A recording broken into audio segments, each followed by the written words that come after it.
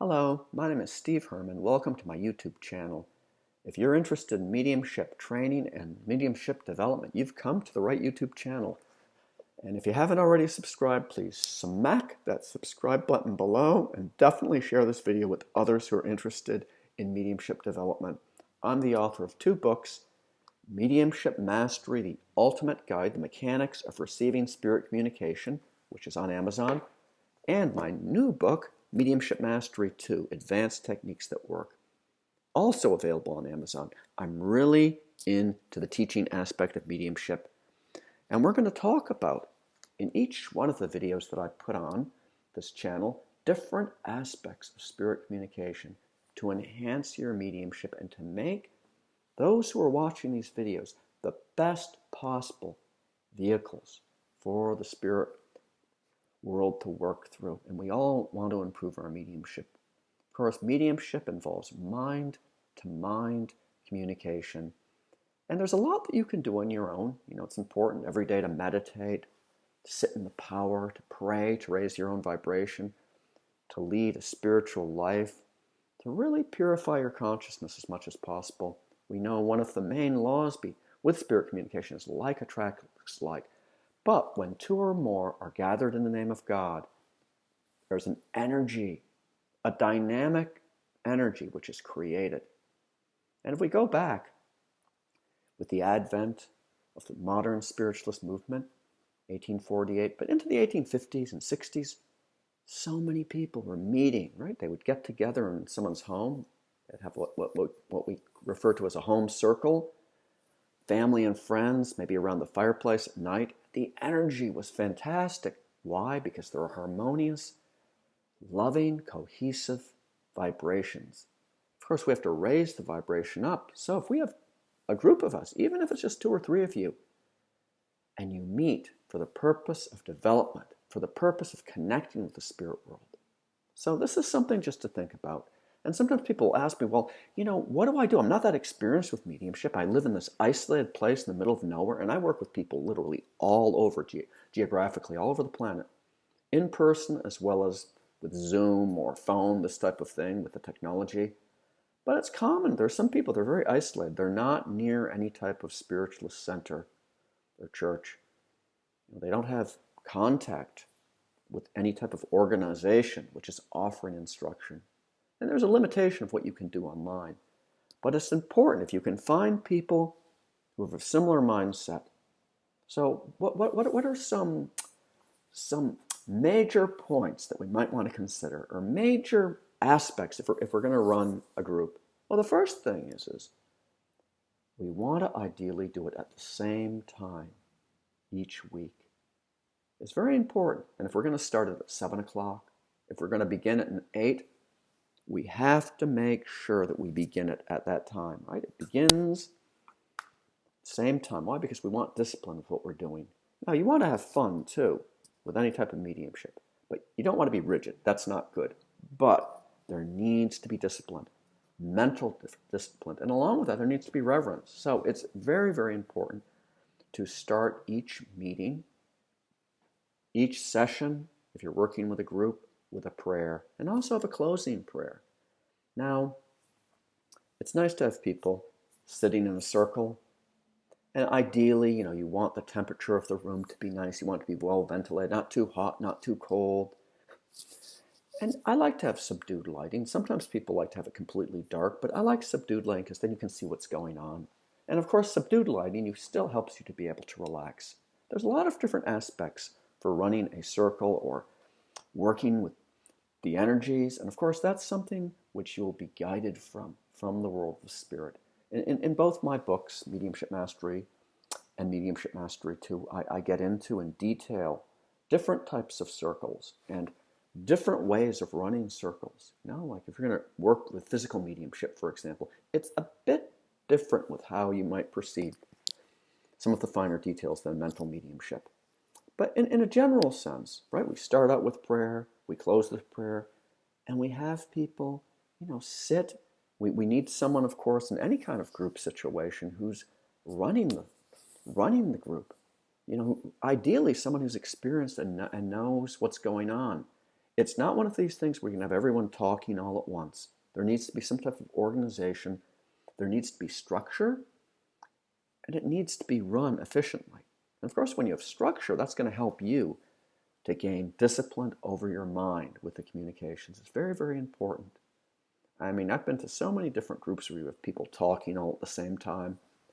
This one group, one of my students went to, this one woman who was actually the president of the organization got up for a cigarette in the middle of the meditation and went out. And then she came back in after having a smoke. I mean, it's pretty insane. You know, people, well, they think they're a German shepherd, they'll get down and like start barking and running all over the place on all fours and around the seance room, thinking they're channeling a German shepherd. And this isn't the kind of antics that we want. There has to be reverence for what's taking place. And really, the energy is going to flow, if you're in the northern hemisphere, clockwise around the group. The opposite if you're in the southern hemisphere. But you'll feel the power build up. So I like to have a prayer. I like to have singing. You've got someone with a guitar. Any type of music or singing, it lifts the power up. It doesn't matter if people can't sing. It doesn't matter if they break the windows. Just put tape over the windows, duct tape, no. But you want to sing and build the power up. And if we go back, that's a time-tested method of really connecting in. Sound vibration, raising the vibration. And I like to have people sit in the silence for a long time. Now, when you're a novice, sitting for 10 minutes is hard. 20 minutes is even harder. But I like to keep people there minimum of a half hour. 45 minutes or an hour is actually what you want to get people up to that point. Now, before you do that, you might want to have some type of guided meditation or journey, visualization, mind walk, whatever the terminology, whatever the words you want to use to get people very relaxed, right? Relax the bodies. Get the person into that receptive state. And then you sit. Everyone sits and the energy builds up. Now, at the very end, there's different ways of doing this. You know, you bring people back, and it's nice to go around individually clockwise and have people share. One person speaking at once, generally, sharing what they experienced. You know, if they feel something for someone else, have them always ask first, may I come to you? Why? Because if you're going to do public work, you don't just want to go to someone. Doesn't matter if they're at the public meeting.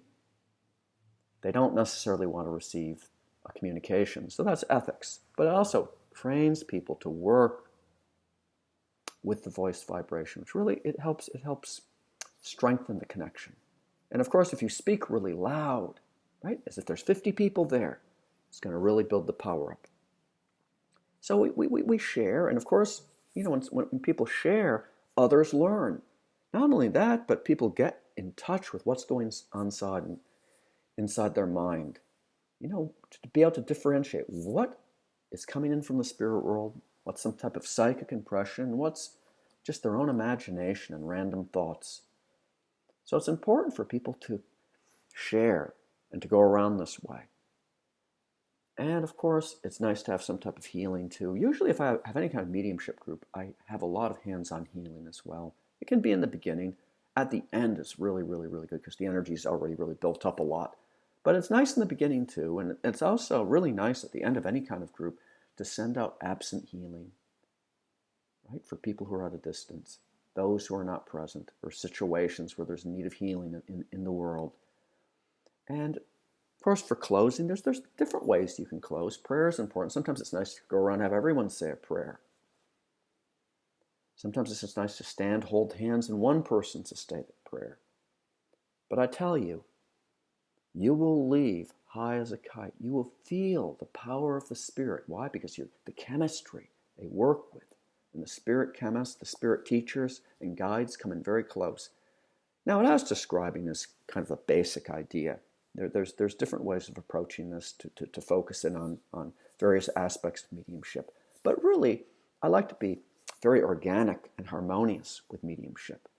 Sometimes people say, well, we have to concentrate the power one way. Well, I don't completely agree with that. Because you'll see that one type of mediumship will naturally, smoothly flow into another phase in terms of development, in terms of application. There's not a lot of hard and fast rules here. But of course, we can't have people showing up late. We can't have people breaking the circle and getting up.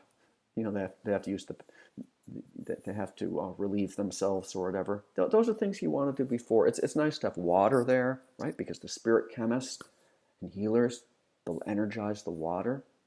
You can drink it afterwards. And also water just recharges you anyway with any kind of psychic or mediumistic work, any type of healing work. It's good to drink a lot of water. But what's really important is the love that you bring to any type of circle, that you bring with your heart. And when that love, 2 or 3 or more gathered in the name of God, you have the power of the Spirit present, which is incredible. So those are some ideas. It's really important. Try to sit weekly. Have the same group. A closed group is best. Same people each week, not people coming and going. Energy might still be really good, but it's just better for the development. The spirits can work with it better when you keep the energy the same. And sometimes, you're going to want to bring in someone else. They might guide you that way.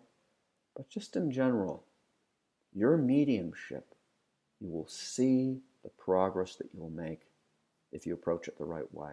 If you have any questions about circles, any questions about development, any comments about anything I've spoken about, want to add your 2 cents, please, right below, smack that subscribe button. Thank you so much for watching this video, and God bless you.